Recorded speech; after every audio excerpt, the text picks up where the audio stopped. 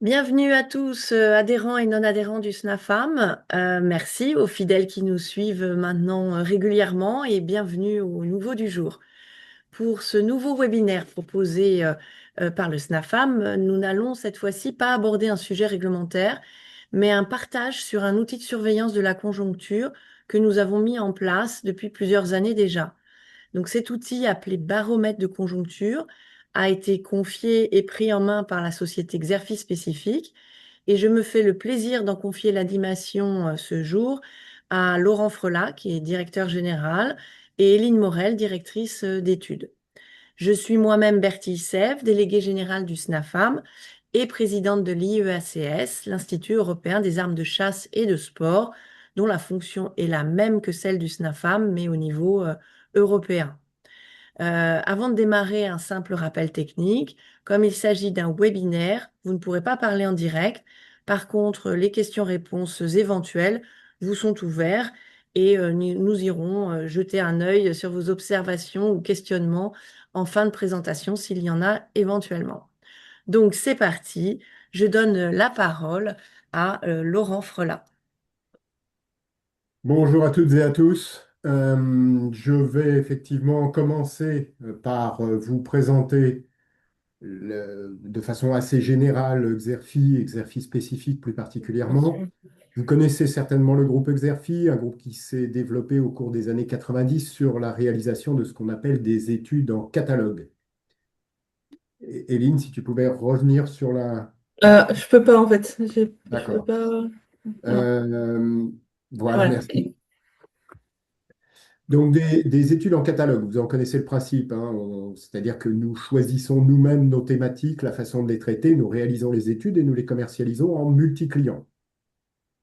Au fur et à mesure de son... Alors, aujourd'hui, hein, il y a un catalogue de plus de 1000 études qui sont disponibles, et bien évidemment, le terme d'études en catalogue, d'ailleurs, on essaye désormais de le bannir de notre vocabulaire puisqu'en fait, on développe aujourd'hui des outils d'intelligence artificielle qui permettent d'interroger directement ce catalogue et de concevoir sa propre étude sur la base d'un agent conversationnel de type ChatGPT, que vous connaissez bien évidemment, hein. Donc, l'idée, c'est effectivement de ne plus avoir à acheter obligatoirement une étude complète, mais de pouvoir consulter un sujet, une thématique de façon transversale à travers tout notre catalogue d'études avec ces outils, cet outil d'agent conversationnel. Au fur et à mesure de son développement, le groupe s'est vu adresser des demandes concernant bien évidemment des informations qui ne figuraient pas dans les études en catalogue, d'où la création d'une entité spécifique qui répond justement à tout ce qui est demande particulière, études à la demande, études ad hoc. C'est Xerfi spécifique que je représente aujourd'hui. Xerfi Spécifique est une société qui donc intervient depuis de nombreuses années. Nous avons initié une relation depuis 2007 avec la CGF, pour laquelle nous avons monté un baromètre, la CGF, Confédération du commerce de gros, à laquelle adhère le SNAFAM. Et c'est par ce biais d'ailleurs que nous sommes rentrés en relation à partir de 2022 pour créer le baromètre qui va vous être présenté aujourd'hui, hein, et initier également, puisque des études sur le secteur de l'armurerie, avec notamment une étude structurelle qui a été réalisée pour le compte de la FEPAM en 2023. Je vais maintenant, si vous le voulez bien, prendre le temps de vous présenter ce baromètre que nombre d'entre vous connaissent déjà, mais je pense qu'il est quand même utile de revenir sur quelques éléments méthodologiques. Tout d'abord, le mode d'interrogation. Ce baromètre, comme je l'ai évoqué, en fait, est une excroissance d'une certaine façon du baromètre de la CGF. Il est donc réalisé de façon conjointe d'un point de vue chronologique avec ce baromètre. Tous les trimestres, à l'issue du trimestre, nous procédons à une enquête par questionnaire auto-administré en ligne et relance téléphonique. Les entreprises sont sollicitées avec un lien personnalisé totalement sécurisé et elles font l'objet de relances par notre centre d'enquête qui se situe à Nanterre avec des enquêteurs qui sont spécialisés dans la collecte d'informations en B2B. Les informations qui sont collectées sont de nature assez différente. Il y a, je dirais, trois volets. Le tout premier, ce sont des informations purement quantitatives. des informations de chiffre d'affaires réalisé au cours du trimestre et du même trimestre de l'année précédente, ou données en évolution pour ceux qui préfèrent effectivement se contenter de cette information. Donc de la donnée purement quanti, on remonte de la data, selon les clientèles, selon les secteurs d'activité, selon les produits. Et ces données, bien évidemment, font l'objet ensuite d'une restitution dans le cadre du baromètre. Mais là, on est donc uniquement sur de la donnée quantitative. On est donc sur une enquête qui reste sur du déclaratif, mais ici, on n'est pas sur de l'opinion, on est bien sur de la donnée chiffrée. Viennent s'ajouter à cela justement des indicateurs d'opinion, où là, on a un tronc commun avec les indicateurs de la CGF pour appréhender le niveau des stocks, les évolutions de trésorerie, l'appréciation des marges, des coûts logistiques, les intentions d'embauche, etc., etc. Enfin, le questionnaire trimestriel s'achève par une question chaque trimestre qui va être déterminée par les responsables de la femme sur un thème spécifique, choisi et formulé conjointement avant l'interrogation. Voilà le déroulé donc de cette réalisation trimestrielle du baromètre, 4 vagues par an, hein, et une restitution, si on peut continuer, une restitution donc Je- qui va se faire, Voilà. Attends, qui va permettre donc d'établir les évolutions brutes trimestrielles, c'est-à-dire les évolutions de chiffre d'affaires, hein, avec la variation trimestre versus le même trimestre de l'année précédente.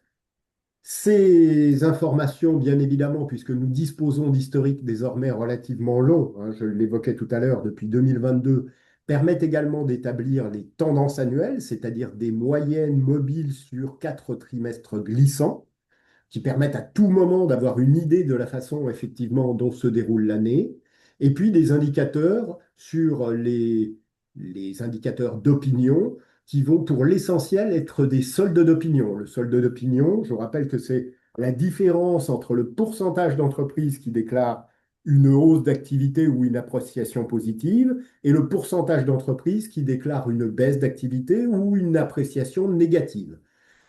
Ces indicateurs d'opinion, il est important de considérer qu'effectivement, leur lecture en niveau, en valeur absolue, n'a pas grand sens. Ce qui importe, bien évidemment, c'est la lecture historique de ces indicateurs, la façon dont ils vont évoluer par rapport au trimestre précédent, et éventuellement leur comparaison avec des soldes d'opinion posés dans les mêmes conditions auprès d'autres populations, d'autres activités. Je fais notamment référence, puisque je vous l'expliquais tout à l'heure, aux indicateurs du baromètre CGF, par rapport auxquels il est possible de vous positionner, hein, pour savoir effectivement quelles sont les particularités des armuriers, enfin des grossistes en produits d'armurerie versus le commerce de gros dans son ensemble ou certaines activités spécifiques du commerce de gros. On va y revenir dans un instant et je ne manquerai pas d'ailleurs de faire que quelques commentaires permettant justement d'appréhender la façon dont se positionne votre profession par rapport au reste du commerce de gros.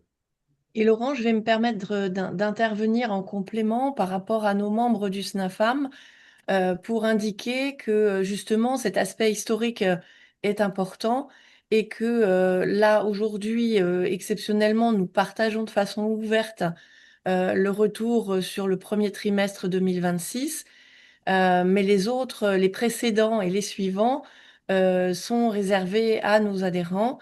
Et donc, on peut tous les retrouver sur notre site du SNAFAM en accès réservé, tant les baromètres SNAFAM que les baromètres de la CGF. Et sachant qu'effectivement, nous sommes axés commerce de gros, mais commerce de gros dans le cadre de leur vente aux armuriers détaillants. Donc, cela donne une tendance du marché également par rapport aux armuriers détaillants. Mais c'est vrai que ça ne donne pas, par contre, la tendance du marché des armuriers détaillants elles-mêmes au même instant. Il y a forcément un décalage à ce niveau-là. Donc, il faut avoir conscience de ce point-là pour le relativiser. Un décalage de stock, un décalage Oui, dû aux politiques de prix, un décalage, voilà, on est sur le grand classique de la différence sell-out, sell-in. c'est ça. Hmm. Je passe à la Oui. slide suivante. Un dernier petit éclairage, justement, pour bien comprendre les caractéristiques donc, de l'échantillon interrogé, et notamment donc, à l'issue du premier trimestre 2026, ben, qu'observe-t-on?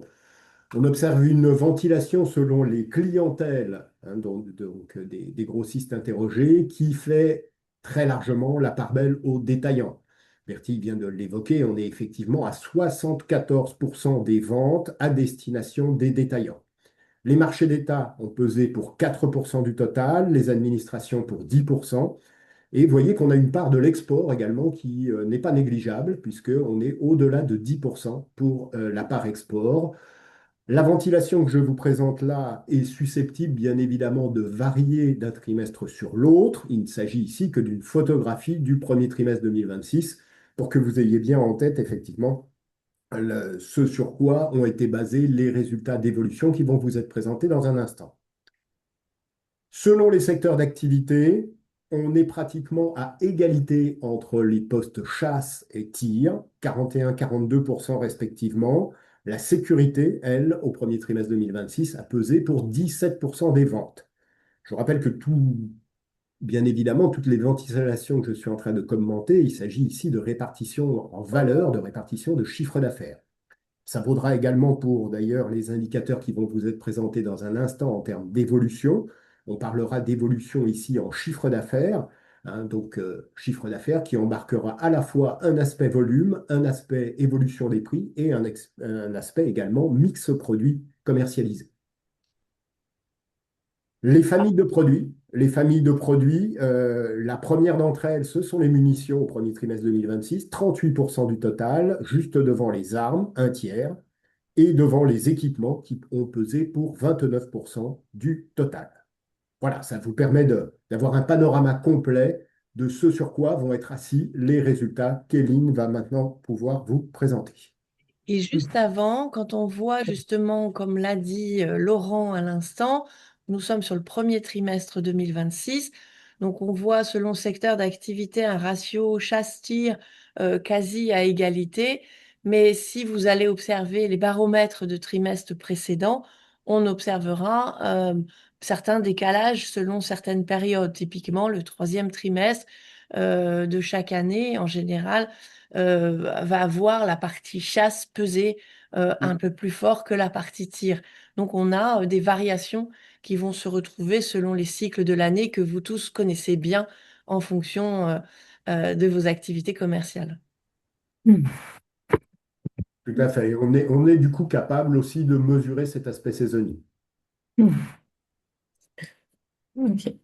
Eh bien, bonjour à toutes et à tous. Donc, pour ma part, je vais vous présenter donc les résultats du baromètre donc du premier trimestre 2026 en refaisant un rapide récapitulatif sur 2025. Donc, juste pour bien préciser les évolutions donc, que vous voyez à l'écran, donc sur le chiffre d'affaires total. Donc, effectivement, comme Laurent l'a dit, on est bien sur du chiffre d'affaires. Et aussi un point important, c'est que là, les évolutions que vous voyez sur les histogrammes en vert, ce sont bien les évolutions par rapport au même trimestre de l'année précédente. Donc là, le chiffre d'affaires au premier trimestre 2026, vous voyez, a augmenté rapidement, donc une hausse de 11%, c'est bien par rapport au premier trimestre 2025.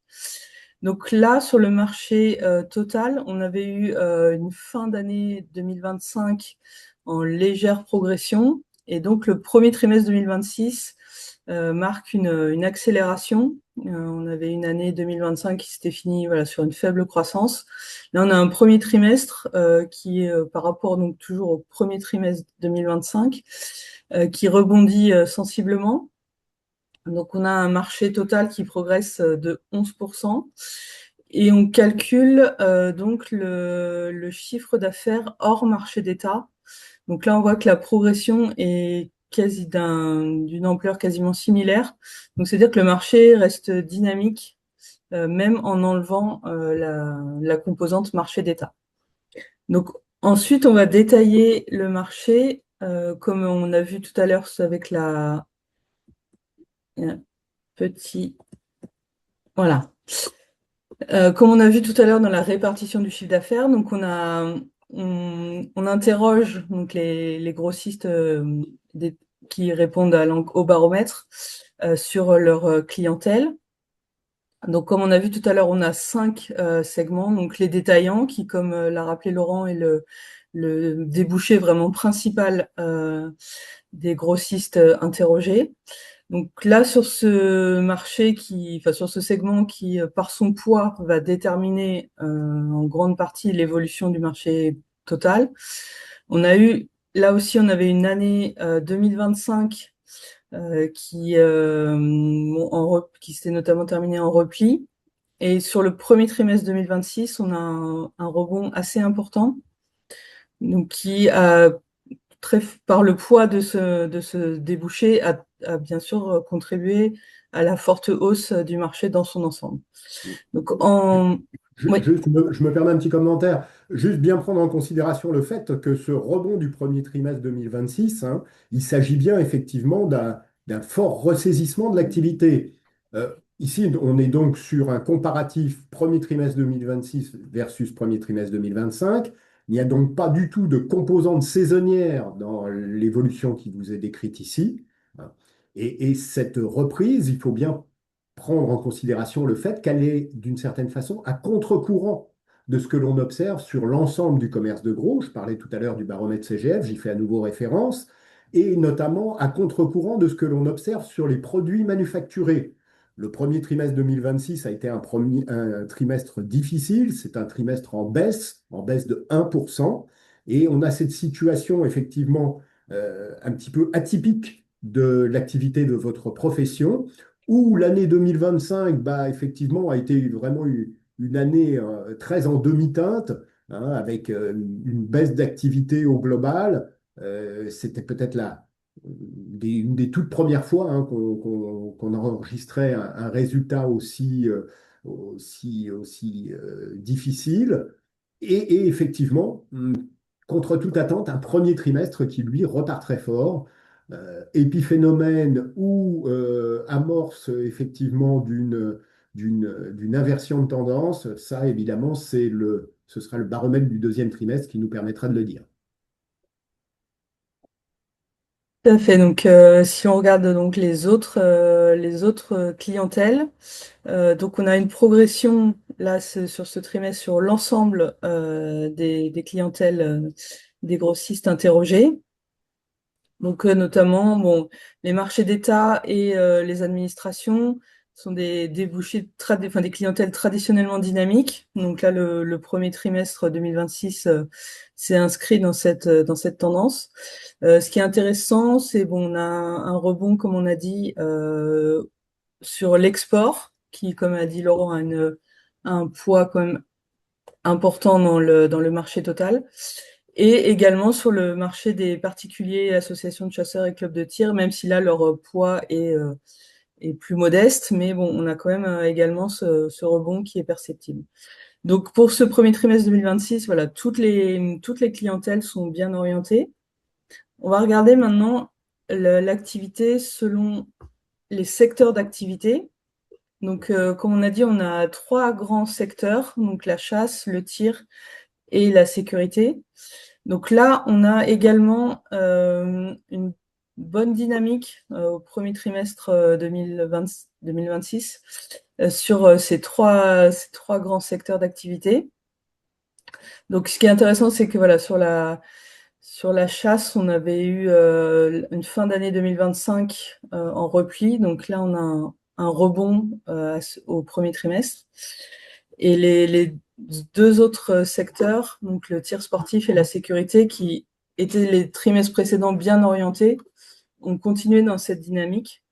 Donc on a, voilà, pour ce premier trimestre 2026, les trois grands secteurs d'activité sont au vert, j'allais dire, sont en positif et donc participent à la progression du marché. Sur ces trois grands Oui. secteurs d'activité, vous noterez également que la tendance annuelle, hein, qui est matérialisée ici par le trait rouge, la courbe rouge, donc moyenne mobile sur 4 trimestres glissants, ben, vous noterez que pour chacun des trois secteurs, on est passé d'une tendance négative en fin d'année 2025, donc une année 2025 effectivement en légère baisse, on repasse dans le positif, donc pour chacune de ces trois activités, grâce au seul résultat du premier trimestre 2026.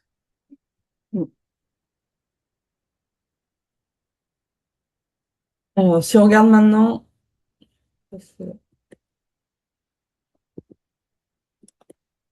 voilà. Hop, pardon, j'ai un peu de mal.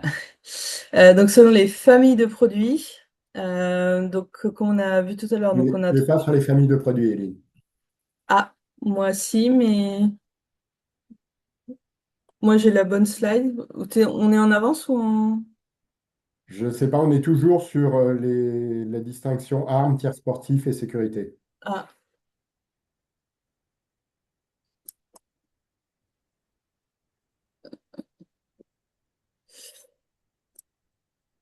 ouais, je suis désolée. Moi, De mon côté, je suis bien sur les familles de produits aussi. oui, pour moi aussi c'est bon. Donc, en termes de famille de produits, donc on avait les armes, les munitions et les équipements. Pour ce premier trimestre 2026, également une progression sur ces trois grandes familles. Donc sur les armes et les munitions, une dynamique beaucoup plus favorable. Donc, sachant qu'on avait fini l'année 2025 soit en stagnation pour les armes, soit en recul pour les munitions. Donc là, on a un rebond à ce premier trimestre 2026. Et les équipements qui étaient plus dynamiques en fin d'année 2025 continuent sur leur tendance de hausse. Et donc, on a pour ces trois grandes familles de produits une hausse assez sensible au premier trimestre 2026. Donc, toutes les familles de produits sont bien orientées. Alors, je vais essayer de passer du coup, au slide suivant. Donc, il y a un petit temps voilà, il y a un petit temps de latence. C'est bon cette fois. Donc, voilà. Donc, ensuite, comme le disait Laurent tout à l'heure, donc on interroge les, les grossistes qui répondent au baromètre, donc sur des soldes, des opinions sur différents items. Et donc là, vous avez la matérialisation des soldes d'opinion. Donc, comme disait Laurent tout à l'heure, c'est pas tant le niveau en lui-même qui importe. Ici, c'est plus voilà, la tendance d'évolution et également voilà, le différentiel donc, qui va soit s'accroître, soit se réduire. Donc, par exemple, bon, sur le niveau des stocks, voilà, là, on est revenu à une normalisation, entre guillemets, du poids des stocks ressentis par les grossistes interrogés. Sur la trésorerie, en revanche, on voit qu'une plus grande part d'entreprises ressentent une dégradation de leur situation de trésorerie par rapport au trimestre précédent. Donc Mm. là, on est plus dans une situation voilà, qui se dégrade. Alors, je me permets une petite nuance, hein, Mm. justement, toujours en comparaison avec le baromètre de la CGF et l'ensemble des grossistes. Ici, on est à 22% d'entreprises qui font état effectivement d'une dégradation de leur situation de trésorerie. C'est élevé, surtout versus un petit 6% qui font état d'une amélioration à l'inverse. Mais pour vous donner quand même quelques repères sur l'ensemble du commerce de gros, le 22% est à comparer avec un 44%, on est au double, 2 fois plus d'entreprises, effectivement, qui font état d'une dégradation de leur situation, hein, et on est sur pratiquement l'épaisseur du trait sur les entreprises qui, à l'inverse, font état d'une amélioration. Donc ici, vous voyez, on est dans une situation quand même très, très différente. C'est 40%, excusez-moi, pas 44. Mais on est dans une situation qui, oui, s'est dégradée au premier trimestre au niveau de la situation financière des entreprises. Évidemment, résurgence de l'inflation, crainte sur les hausses de prix, poids des coûts logistiques, notamment qui se sont accrus dans les charges des entreprises. Pour autant, la situation est beaucoup moins dégradée qu'elle ne l'est dans les autres compartiments du commerce de gros. Voilà, sur les autres indicateurs, moi, ce qui est intéressant, c'est le poids des coûts logistiques, donc le dernier indicateur en bas à droite de l'écran. On a donc une nette progression des entreprises qui ressentent une hausse de leurs coûts logistiques, puisqu'on arrive presque à 80% des entreprises qui ressentent donc cette hausse de leurs coûts et qui marque une nette progression par rapport aux évolutions que l'on avait les trimestres précédents. Donc bon, c'est comme disait Laurent, on est dans un contexte inflationniste, donc c'est surtout donc les entreprises ont été interrogées à la fin du premier trimestre 2026. Donc voilà, on était dans cette situation-là. Donc c'est bon, c'est une évolution qui est compréhensible, mais qui est quand même notable par rapport aux évolutions enregistrées les trimestres précédents. Corollaire de tout ce qui vient d'être dit, vous noterez aussi d'ores et déjà un petit rebond au niveau de la perception des marges, hein. Quand je parle de rebond, c'est un rebond dans le mauvais sens, hein, c'est-à-dire qu'on a ici une pression sur les marges qui s'est sensiblement accrue puisqu'on est passé à 28% d'entreprises qui font état d'une détérioration de leur marge brute. Mm. Ouais. Voilà, on va passer euh,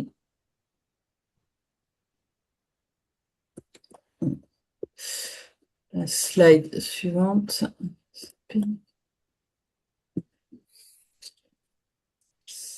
Et j'arrive à passer à la slide d'après. Ah, je suis désolée, je ne peux pas passer à la slide suivante. Voilà, Voilà. c'est voilà.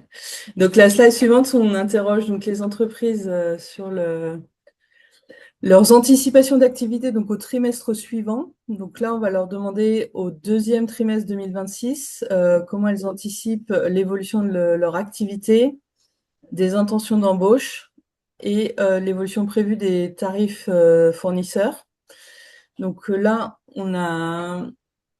on voit donc sur les anticipations d'activité, donc on a presque 30% des grossistes interrogés donc, qui anticipent une baisse d'activité au trimestre suivant et seulement 6% des entreprises interrogées qui prévoient une hausse.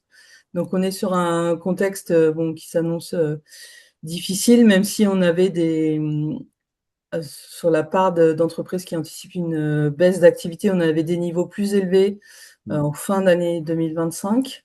Mais bon, on est quand même sur une situation détériorée et des inquiétudes des entreprises sur l'évolution future de l'activité.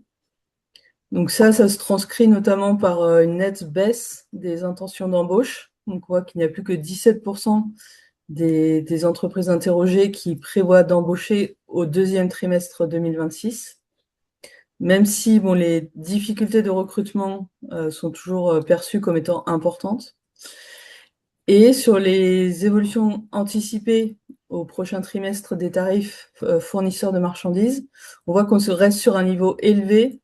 Donc on a un niveau, plus de 70% des entreprises interrogées qui anticipent une hausse de leurs tarifs fournisseurs.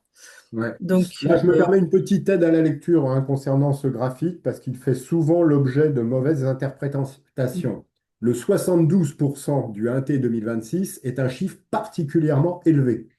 Pourquoi? Parce qu'il ne faut pas le comparer à celui du quatrième trimestre 2025. Comme vous pouvez le constater, et si on avait un historique plus long, ce serait encore plus visible, il y a une très forte saisonnalité de cette évolution des tarifs fournisseurs. L'évolution des tarifs fournisseurs se fait donc en début d'année généralement, et elle est donc le résultat de l'interrogation du 4T, du quatrième trimestre.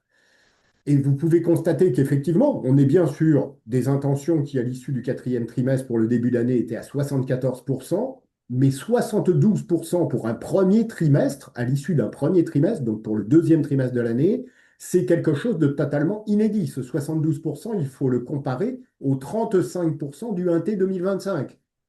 On est donc ici sur au-delà du double d'entreprises qui anticipent effectivement une hausse des tarifs fournisseurs au deuxième trimestre, suite à la hausse déjà enregistrée en début d'année, au premier trimestre. Donc on est dans une situation ici totalement inédite en termes d'évolution des prix. Il faut remonter à la période du conflit ukrainien pour retrouver une telle configuration.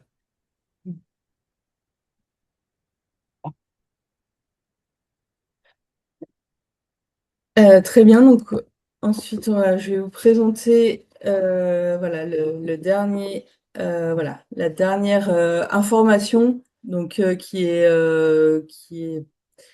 donc la question d'actualité, donc comme on le disait au début. Donc c'est une question qui varie chaque trimestre et donc qui est posée aux entreprises répondantes. Donc ce trimestre, la question qui était posée était sur le ressenti des risques d'impayés auprès des clients pour le prochain semestre 2026.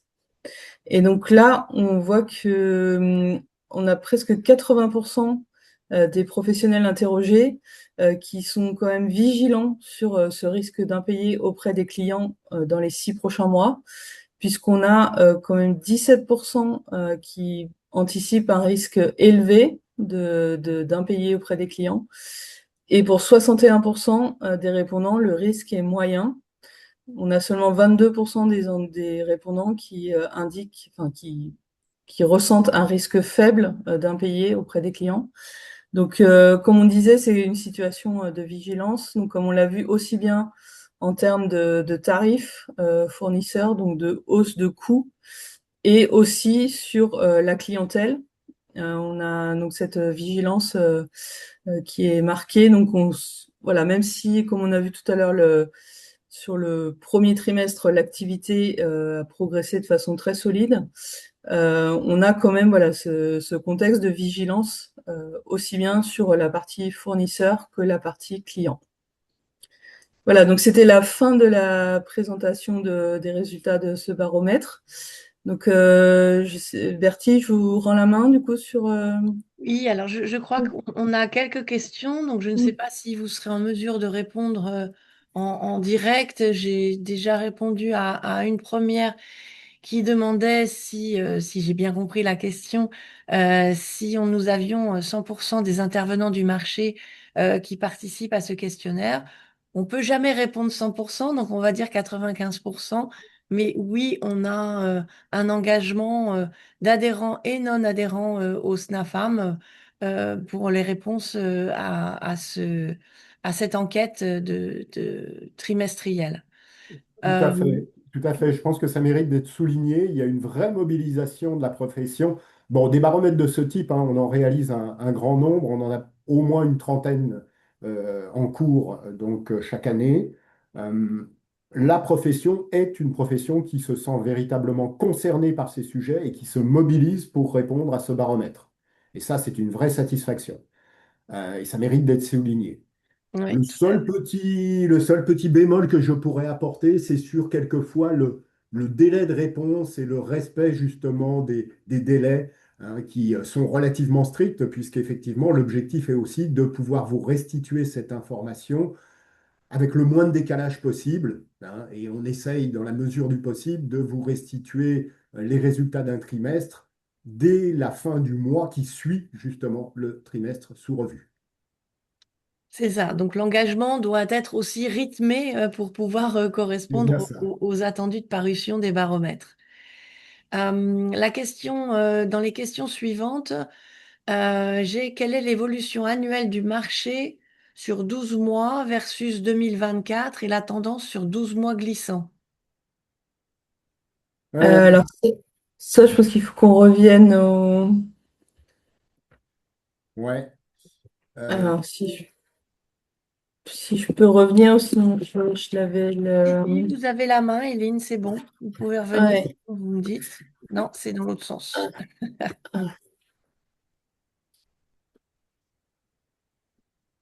Ah, hop, ça. non, il est un peu trop Il loin. faut, ouais, C'est il celui-là. faut, voilà. Voilà. Il y est.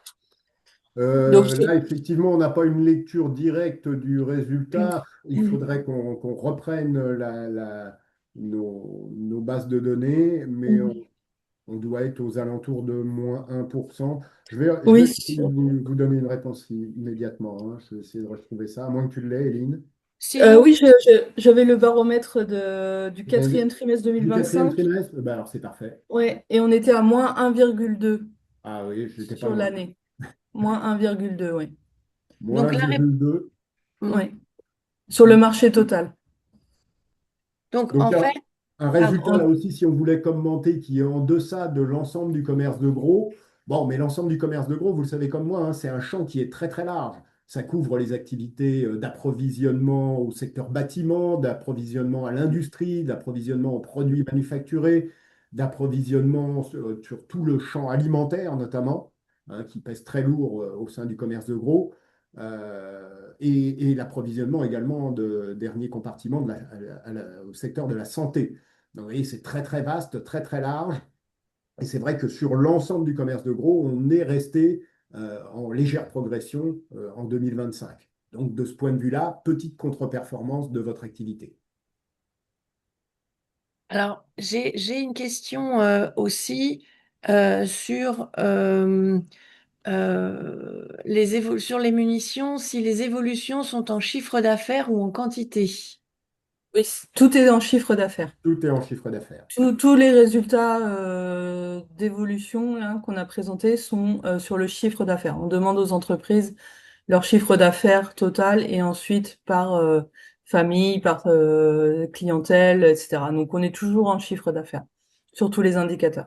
Et ça, c'est le concept d'un baromètre, parce que enfin, c'est vous qui allez me le dire, parce que c'est vrai qu'on pourrait imaginer beaucoup d'analyses dans tous les sens, parce que le chiffre d'affaires peut être gonflé, Laurent, vous l'avez dit tout à l'heure, par une hausse des prix ou par une hausse des quantités, et ou d'ailleurs, et ça peut être même les deux à la fois. Une hausse des prix, une hausse des quantités et également ce que j'appelle un effet mix, c'est-à-dire bon, une montée en gamme sur les produits qui sont pas comme, qui à un an d'intervalle sont plus exactement les mêmes, hein, et tout ça peut bien évidemment contribuer à une évolution qui ne correspond pas obligatoirement à une évolution des volumes commercialisés. Oui, bien sûr. Donc nous, notre Mais baromètre. justement, c'est aussi le moyen le plus simple et le plus sûr de remonter de l'information, parce que remonter de l'information en volume, ça veut dire justement être capable de distinguer des familles de produits homogènes pour remonter une information qui soit comparable. Hmm. Alors, effectivement, j'ai des réactions qui sont sur le fait que les quantités sont essentielles pour l'analyse parce que nous, on a un marché qui a augmenté effectivement en pourcentage de chiffre d'affaires, mais on ne connaît pas la source et de savoir qu'il y a un ratio, un rapport entre ce chiffre d'affaires et la quantité aurait un intérêt pour mieux comprendre le motif de l'évolution du chiffre d'affaires. Le choix qui est fait dans le baromètre, Laurent, est fait dans la culture du baromètre ou c'est quelque chose qui pourrait être ajouté? C'est quelque chose qui pourrait être envisagé. Il faudrait qu'on examine ça. Ça pourrait être envisagé soit ponctuellement, sous forme d'une sorte de récapitulatif annuel, à l'occasion justement peut-être d'une étude à caractère plus structurel, ou ça pourrait même peut-être, il faudrait qu'on regarde, être envisagé de façon systématique, trimestrielle, au sein de l'actuel baromètre. À voir. D'accord. Donc, merci pour la question. C'est vrai que l'idée d'un baromètre, c'est aussi qu'il reste accessible parce qu'il y a une autre question qui revient de façon récurrente. avec une demande de distinction au niveau des munitions entre les différents profils de munitions, c'est-à-dire les munitions de chasse, lisses, à balles pour grand gibier, pour le marché du tir sportif, marché d'État. Alors ça, par contre, ça a été fait. On a quand même ces distinctions en chiffre d'affaires, tir sportif, marché d'État. Mais je me crois me souvenir, parce que ça date un petit peu maintenant, mais que dans un baromètre, c'est aussi la problématique, peut-être la frustration du baromètre, c'est qu'on est gourmand, mais on ne peut pas tout faire non plus. Clairement non, et c'est pour ça que j'évoquais aussi tout à l'heure le sujet d'études structurelles, c'est-à-dire d'études qui vont, à raison d'une fois par an ou tous les 2 ans, établir une photographie, un panorama complet de la situation d'une profession, et où là, évidemment, on peut descendre dans le détail des familles de produits, on peut descendre, euh, zoomer sur des évolutions non plus seulement en valeur, mais en volume, etc., etc. Et Et c'est c'est ce qui sûr avait que été fait. la Oui, pardon. vocation du baromètre, c'est vraiment de restituer une information dans des délais très courts. Et à partir de là, c'est toujours un compromis entre le délai à respecter, le taux de participation auquel on souhaite aboutir, et bien évidemment le niveau de détail auquel on peut espérer accéder. Et l'étude structurelle, effectivement, qui a été réalisée par la FEPAM, était il y a 3 ans, c'est ça, Laurent? Elle a eu lieu en 2023 sur des chiffres 2022. Oui, c'est ça. Donc, euh, donc voilà, donc après, ça peut être un questionnement et se dire, est-ce qu'il ne faut pas relancer une étude structurelle qui, surtout, la première, c'est une photographie à l'instant T, mais on n'a pas de repère dans le temps. Et c'était l'idée de cette étude structurelle, c'est qu'il y en ait bien évidemment dans la continuité pour qu'ensuite, on puisse avoir une analyse progressive des différents éléments et facteurs qui constituent notre marché. Je crois, alors on me demande aussi si on peut connaître qui a participé à l'étude. Ça- On peut en discuter avec le SNAFAM, qui est le commanditaire de cette étude. On a un engagement de confidentialité par rapport aux personnes qui participent effectivement à ce baromètre. Donc, on peut aussi vous citer les personnes qui ont bien voulu contribuer à partir du moment où elles s'engageront auprès de nous à lever cet engagement de confidentialité.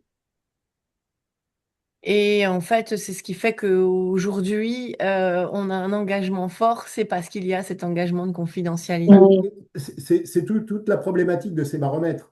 Les taux de participation que l'on atteint le sont parce qu'il y a justement ce rôle de boîte noire, hein, de la part de notre institut.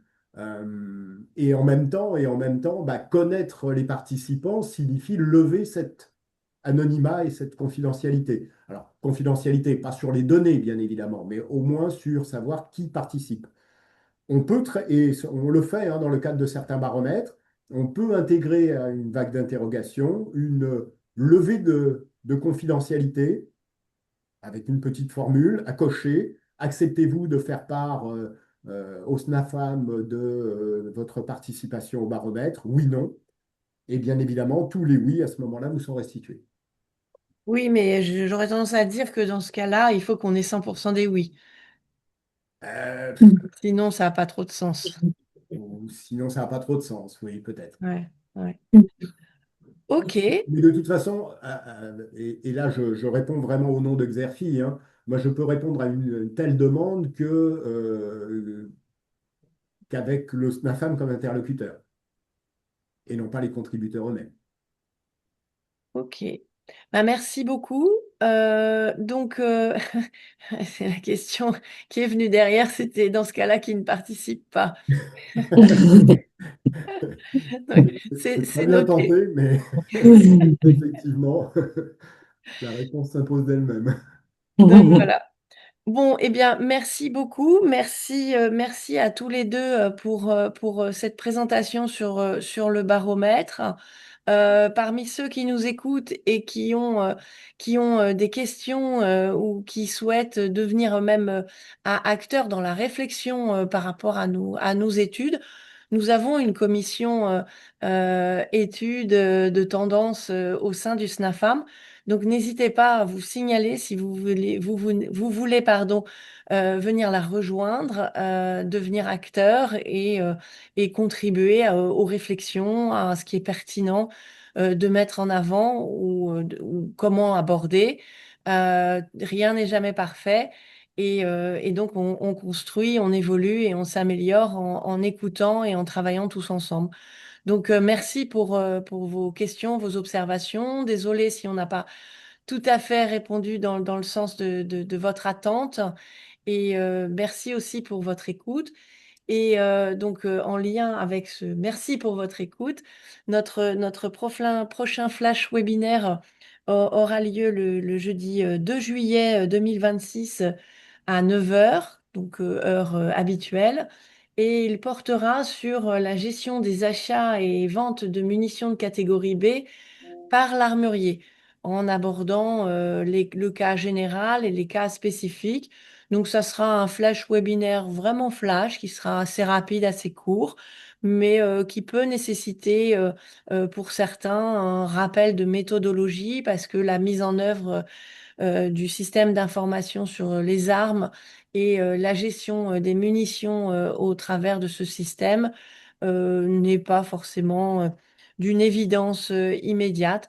Donc voilà, donc on a pensé opportun de faire un micro-rappel sur ce point et donc on aura plaisir à vous retrouver avant la période estivale le jeudi 2 juillet. Donc, encore merci à Laurent et Eline. Merci à tous les deux Merci à vous. Merci à vous. pour Merci. votre participation. Voilà. Et puis, nous vous disons donc à tous à très vite au mois de juillet. Merci à vous. Au revoir. Au revoir.